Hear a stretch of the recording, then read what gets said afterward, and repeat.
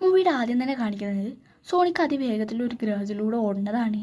അങ്ങനെ അവനെ വളർത്തുന്ന ഒരു പരുന്തിൻ്റെ അടുത്ത് അവൻ ഓടിച്ചെല്ലുന്നുണ്ട്. അപ്പോൾ ആ പരുന്ത് അവൻ്റെ അടുത്ത് ചോദിക്കുകയാണ്, നിന്നെ ആരെയിലൊക്കെ കണ്ടോന്ന്. ഇത് പറഞ്ഞ് തീരുന്ന സമയത്ത് തന്നെയാണ് സോണിക്കിനെ പിടിക്കാൻ വേണ്ടി കുറേ പേര് അമ്പ് ചെയ്യുന്നത്. അപ്പോഴേക്കും ആ പരുന്ത് ആ വാതിലടയ്ക്കുന്നുണ്ട്. അപ്പോഴേക്കും കുറേ ശത്രുക്കളൂടി വരുന്നുണ്ട്. അങ്ങനെ ആ പരുന്ത് സോണിക്കിനെ രക്ഷിക്കാൻ വേണ്ടിയിട്ട് സോണിക്കിനെ എടുത്ത് പറക്കുകയാണ്. ആ പറക്കണതിൻ്റെ ഇടയിൽ പരുന്തിൻ്റെ മേത്തൊക്കെ ഒരു അമ്പ് കൊള്ളുന്നുണ്ട്. അങ്ങനെ ആ പരുന്ത് താഴേക്ക് വീഴുകയാണ്. എന്നാലും ആ പരുന്ത് സോണിക്കിനെ രക്ഷിക്കാൻ വേണ്ടിയിട്ട് അവന് കുറച്ച് റിങ്സും കാര്യങ്ങളൊക്കെ കൊടുക്കുന്നുണ്ട്. ഈ റിങ്സിൻ്റെ പ്രത്യേകത എന്താണെന്ന് വെച്ചാൽ അവന് നിൽക്കുന്ന സ്ഥലത്ത് സേഫ് അല്ല എന്ന് തോന്നുന്നുണ്ടെങ്കിൽ മനസ്സിലുള്ള സ്ഥലം വിചാരിച്ചിട്ട് ഈ റിങ്സ് എടുത്ത് വിളിച്ചെന്ന് പറഞ്ഞാൽ ആ സ്ഥലത്തേക്ക് പോകാനുള്ള ഒരു പോർട്ടൽ ഓപ്പണായി വരും.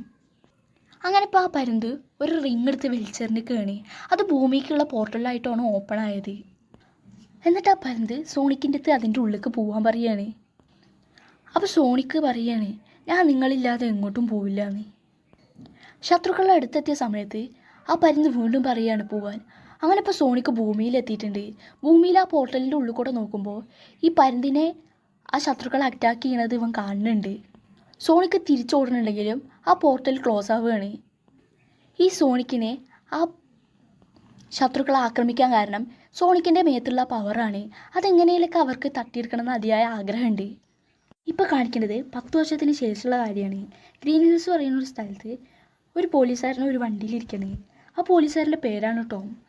അവനിപ്പോൾ ഏതെങ്കിലുമൊക്കെ വണ്ടി സ്പീഡിൽ വരുന്നുണ്ടോ എന്നൊക്കെ നോക്കിക്കൊണ്ടിരിക്കുകയാണ്. അവൻ്റെ കയ്യിലൊരു സ്പീഡ് നോക്കുന്ന ഒരു മെഷീനും കാര്യങ്ങളൊക്കെ ഉണ്ട്. എന്നാൽ അത് കൂടെ ഒരു വണ്ടിയൊന്നും വരുന്നില്ല. അതുകൊണ്ട് അവൻ ഭയങ്കര ബോറടിച്ചിരിക്കുകയാണ്. അപ്പോഴാണ് അവൻ്റെ ഫ്രണ്ട് കൂടെ ഒരു ആമ പോകുന്നത് കാണുന്നത്. ഇവൻ ഈ ആമൻ്റെ മേത്ത് ഈ സ്പീഡ് മീറ്റർ വെച്ച് നോക്കിയിട്ട് എത്ര സ്പീഡിലാണ് ആമ പോകുന്നതെന്നൊക്കെ നോക്കുന്നുണ്ട്. അപ്പോൾ അതിൽ ഒരു സ്പീഡ് എന്നൊക്കെ കാണിക്കണത്.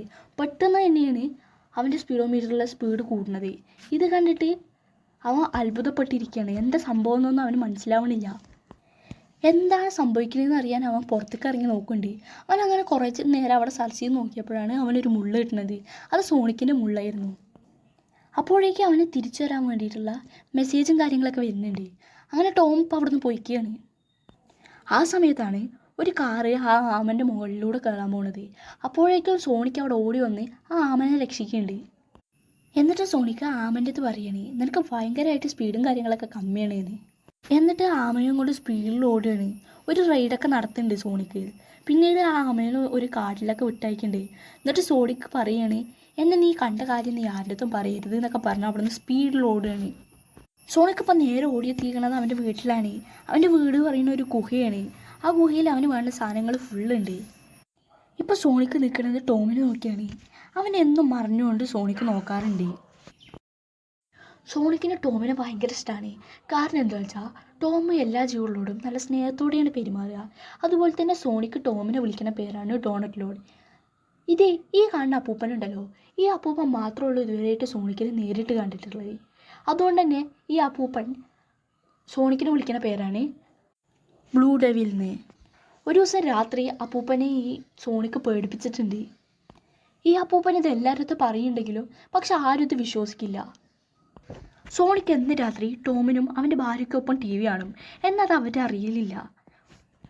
ഒരു ദിവസം ടി വി കാണുന്നതിൻ്റെ ഇടയിൽ അവൻ ആലോചിക്കുകയാണ്, അവൻ ഈ ഭൂമിയിൽ ഒറ്റയ്ക്കാണ്, അവന് ആരുമില്ല എന്നൊക്കെ. എന്നിട്ട് അവൻ സങ്കടത്തിൽ അവിടെ നിന്ന് ഇറങ്ങി പോവുകയാണ്. പിന്നീട് ഒരു ദിവസം ടോം ജോലി കഴിഞ്ഞ് വരുമ്പോൾ അവൻ്റെ ഭാര്യ മെഡ്ഡി ഒരു ലെറ്ററും കാര്യങ്ങളൊക്കെ കൊടുക്കുന്നുണ്ട് അവന്. അവൻ്റെ ഭാര്യ മെഡ്ഡി ഒരു മൃഗ ഡോക്ടറാണ്. അവൻ ആ കത്ത് നോക്കിയപ്പോൾ സാൻ ഫ്രാൻസിസ്കോയിലേക്കുള്ള ഒരു ലെറ്ററാണത്. അവിടെ പോലീസായിട്ടുള്ള ഒരു ഇൻവിറ്റേഷൻ ലെറ്ററാണ് അവന് കിട്ടിയിരിക്കുന്നത്. ഇത് കണ്ട് അവർ രണ്ടുപേരും ഭയങ്കര സന്തോഷത്തിലേക്കാണ്. മെഡ്ഡി അവന് കേക്കും കാര്യങ്ങളൊക്കെ കൊടുക്കണ്ടേ. എന്നിട്ട് അവനോട് ചോദിക്കുകയാണ്, ഞാൻ നാളെ പോയിട്ട് അവിടുത്തെ കാര്യങ്ങളൊക്കെ ഒന്ന് നോക്കിയിട്ട് വരട്ടേന്ന്. അപ്പോൾ അവൻ പറയുകയാണ്, ഇത് ജസ്റ്റ് ഒരു ഇൻവിറ്റേഷൻ കാർഡ് മാത്രമാണ്, എൻ്റെ ബാക്ക്ഗ്രൗണ്ട് കാര്യങ്ങളും നോക്കിയിട്ട് മാത്രമുള്ളൂ എന്നെ അവരെടുക്കുള്ളൂ എന്നൊക്കെ പറയും. രാവിലെ ആയപ്പോൾ അവനൊരു സ്പീച്ചും കാര്യങ്ങളൊക്കെ പ്രാക്ടീസ് ചെയ്ത് നോക്കുകയാണ്. അവൻ പറയുന്ന കാര്യങ്ങളെല്ലാം കേൾക്കുന്ന ഒരു ഡോണറ്റാണ്. ഇപ്പോൾ സോണിക്ക് കുട്ടികൾ കളിക്കണമെന്ന് നോക്കിക്കൊണ്ടിരിക്കുക. കളി കഴിഞ്ഞ് ജയിച്ച കുട്ടി തന്നെ അവൻ്റെ ഫ്രണ്ട്സുകൾ വന്ന് അവൻ്റെ കൈ കൊടുക്കുന്നുണ്ട്.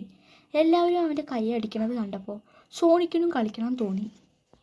എല്ലാവരും പോയതിന് ശേഷം സോണിക്ക് ഒറ്റയ്ക്ക് ക്രിക്കറ്റ് കളിക്കാൻ തുടങ്ങി. അവൻ തന്നെയാണ് ബാറ്റിങ്ങും ബോളിങ്ങും ഫീൽഡിങ്ങൊക്കെ ചെയ്യുന്നത്. അവൻ്റെ കളി കാണാനോ അവന് കൈ കൊടുക്കാനോ ആരും ഉണ്ടായിരുന്നില്ല. അതാലോചിച്ചിട്ട് അവന് വല്ലാത്ത വിഷമമായി. അതിൻ്റെ സങ്കടത്തിൽ അവന് ആ ഒരു ഗ്രൗണ്ട് ഫുള്ളും നല്ല മിന്നൽ സ്പീഡിൽ കടന്ന് ഓടുകയാണ്. ആ ഓടുന്നതിൻ്റെ ഇടയിൽ അവൻ്റെ മേത്തിൽ വൈദ്യുതി ഉണ്ടാവുകയാണ്. അങ്ങനെ ആ വൈദ്യുതി ഉണ്ടാവുന്ന മൂലം ഗ്രീൻ ഹിൽസിലത്തെ ഫുൾ കറണ്ടും അവിടെ പോവുകയാണ്. ഈ സമയത്ത് ടോമിൻ്റെ ഫ്രണ്ട് വൈഡിന് ഒരുപാട് കോളും കാര്യങ്ങളൊക്കെ വരുന്നുണ്ട്. അവൻ അതൊന്നും എടുക്കാതെ പെട്ടെന്ന് ടോമിനെ വിളിക്കണ്ടേ, എന്താണ് സംഭവിച്ചതെന്നൊക്കെ ചോദിക്കണ്ടേ. എന്നാൽ ടോം പറയണേ എനിക്കൊന്നും അറിയില്ല എന്തുണ്ടായി എന്നൊക്കെ അവൻ പറയുന്നുണ്ട്. നേരത്ത് ടോമിന് കിട്ടിയ സോണിക്കിൻ്റെ മുള്ളിൽ നിന്ന് പ്രകാശവും കാര്യങ്ങളും വൈദ്യുതി പോലെ എന്തൊക്കെയോ വരുന്നുണ്ടായിരുന്നു. അതവൻ നോക്കണുണ്ട്. പിന്നീട് കാണിക്കുന്നത് എങ്ങനെയാണ് ഇപ്പോൾ ഇവിടുത്തെ കറണ്ട് ഫുള്ള് പോയിന്ന് ചർച്ച ചെയ്യണ ഉദ്യോഗസ്ഥന്മാരുടെയാണ്. അതിലൊരാൾ പറയുന്നുണ്ട് ഇത് ടെററിസ്റ്റ് ആക്രമണമൊക്കെ ആയിരിക്കുന്നത്. എന്തായാലും അത് അന്വേഷിക്കാൻ വേണ്ടിയിട്ട് ഒരാളെ നിയമിക്കുന്നുണ്ട്. അതിൻ്റെ പേരാണ് ഡോക്ടർ റോബോട്നിക്ക്. അങ്ങനെ ഇപ്പോൾ റോബോട്നിക്ക് ഒരുപാട് റോബോട്ടുകളെ കാട്ടിൻ്റെ ഉള്ളിൽ കയക്കുന്നുണ്ട്. ആ റോബോട്ടുകൾ കാടിൻ്റെ ഉള്ളിൽ ഫുള്ള് സെർച്ച് ചെയ്തുകൊണ്ടിരിക്കുകയാണ്. അപ്പോഴാണ് ഒരു കാൽപ്പാട് കാണുന്നത്. ഈ കാൽപ്പാട് റോബോട്നിക്ക് അവൻ്റെ ഏജൻറ്റിനെ കാണിക്കുന്നുണ്ട്. ഇതെന്ന് എന്താണ് മനസ്സിലാവണമെന്നൊക്കെ ചോദിക്കുന്നുണ്ട്.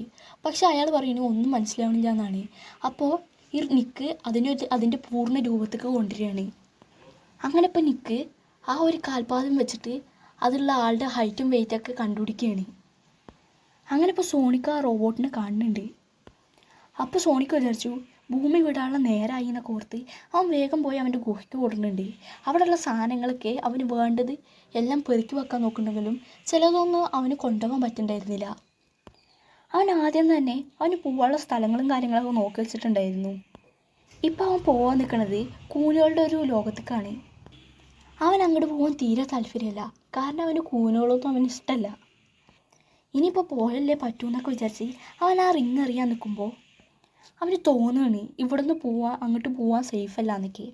ഇപ്പോൾ ടോം അവൻ്റെ ഭാര്യൻ്റെ അടുത്ത് സംസാരിച്ച് നിൽക്കുകയാണ്. അവൻ്റെ ഭാര്യ അവളുടെ സഹോദരൻ്റെ വീട്ടിലാണ്. ഈ സമയത്താണ് അവൻ്റെ വീടിൻ്റെ അടുത്ത് നിന്ന് ചെടിയിലൊരു സൗണ്ട് കേൾക്കുന്നത്. മരപ്പട്ടിയാന്ന് വിചാരിച്ചിരുന്ന ടോം വേഗം പോയി അവൻ്റെ തോക്കിൽ ബുള്ളറ്റൊക്കെ ലോഡ് ചെയ്യുന്നുണ്ട്. അത് മൃഗങ്ങളുടെ മയക്കാനുള്ള തോക്കായിരുന്നു. അവിടെ കയറിയത് സോണിക്കാണ്. ടോം ഇപ്പോൾ ഡോറ് തുറന്നിട്ടുണ്ട്. അങ്ങനെ അവർ പരസ്പരം ആദ്യമായിട്ട് മുഖം കാണുകയാണ്.